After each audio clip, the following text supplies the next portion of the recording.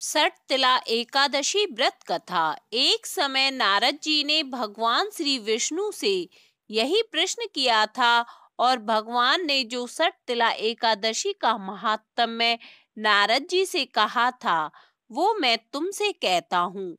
भगवान ने नारद जी से कहा कि हे नारद, मैं तुमसे सत्य घटना कहता हूँ, ध्यान पूर्वक सुनो। प्राचीन काल में मृत्यु लोक में एक ब्राह्मणी रहती थी। वह सदैव व्रत किया करती थी। एक समय वह 1 मास तक व्रत करती रही। इससे उसका शरीर अत्यंत दुर्बल हो गया। यद्यपि वह अत्यंत बुद्धिमान थी, तथापि उसने कभी देवताओं या ब्राह्मणों के निमित्त अन्न या धन का दान नहीं किया था। इससे मैंने सोचा कि ब्राह्मणी ने व्रत आदि से अपना शरीर शुद्ध कर लिया है, अब इसे विष्णु लोक तो मिल ही जाएगा। परंतु इसने कभी अन्न का दान नहीं किया, इससे इसकी तृप्ति होना कठिन है। भगवान ने आगे कहा, ऐसा सोचकर मैं भिखारी के वेश में मृत्यु लोक में उस ब्राह्मणी के पास गया और उससे भिक्षा मांगी। वह ब्राह्मणी बोली, महाराज, किस लिए आए हो?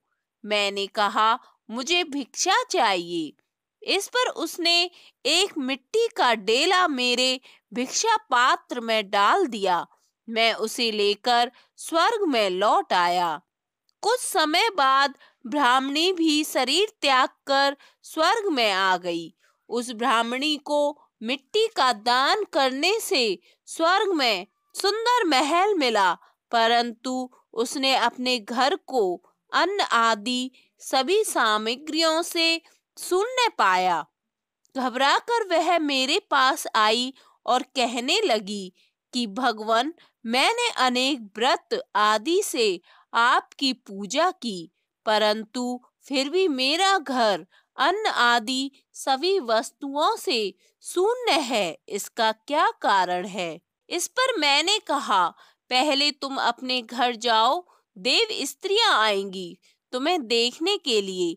पहले उनसे सटतिला एकादशी का पुण्य और विधि सुन लो, तब द्वार खोलना। मेरे ऐसे वचन सुनकर वह अपने घर गई। तब देव स्त्रियां आई और द्वार खोलने को कहा, तो ब्राह्मणी बोली, आप मुझे देखने आई हैं तो सटतिला एकादशी का महात्म्य मुझसे कहो। उनमें से एक देव स्त्री कहने लगी कि मैं कहती हूँ। जब ब्राह्मणी ने सटतिला एकादशी का महात्म्य सुना, तब द्वार खोल दिए। देवांगनाओं ने उसको देखा कि ना तो वह गांधारवी है और ना आसुरी है, वरन पहले जैसी मानुषी है। उस ब्राह्मणी ने उनके कथन अनुसार सटतिला एकादशी का व्रत किया। इसके प्रभाव से वह सुंदर और रूपवती हो गई तथा उसका घर अन्न आदि समस्त सामग्रियों से युक्त हो गया। अतः मनुष्यों को मूर्खता त्याग कर सटतिला एकादशी का व्रत और लोभ ना करके तिल आदि का दान करना चाहिए। इससे दुर्भाग्य, दरिद्रता तथा अनेक प्रकार के कष्ट दूर होकर मोक्ष की प्राप्ति होती है। माघ का महीना बड़ा ही पवित्र माना जाता है। इस माह में कृष्ण पक्ष में आने वाली एकादशी को सटतिला एकादशी कहते हैं। सटतिला एकादशी के दिन मनुष्य को भगवान विष्णु के निमित्त व्रत रखना चाहिए। इस साल सटतिला एकादशी 7 जनवरी को है। एकादशी तिथि को बेहद ही महत्वपूर्ण तिथि माना गया है। यह दिन विशेष रूप से भगवान विष्णु जी को समर्पित होता है। इस दिन जगत के पालनहार विष्णु जी का आशीर्वाद पाने के लिए व्रत का पालन किया जाता है। एकादशी तिथि प्रारंभ होगी 7 फरवरी को सुबह 6:26 से। एकादशी तिथि समाप्त होगी 8 फरवरी सुबह 4:47 पर। जो लोग सटतिला एकादशी का व्रत रखना चाहते हैं उन्हें प्रातः सूर्य उदय से पहले उठकर नित्य क्रिया के बाद तिल का उपटन लगाकर पानी में तिल मिलाकर स्नान करना चाहिए।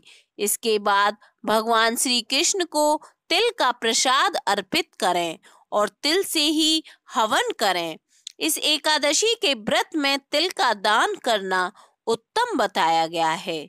जल पीने की इच्छा हो तो जल में तिल मिलाकर पिएं।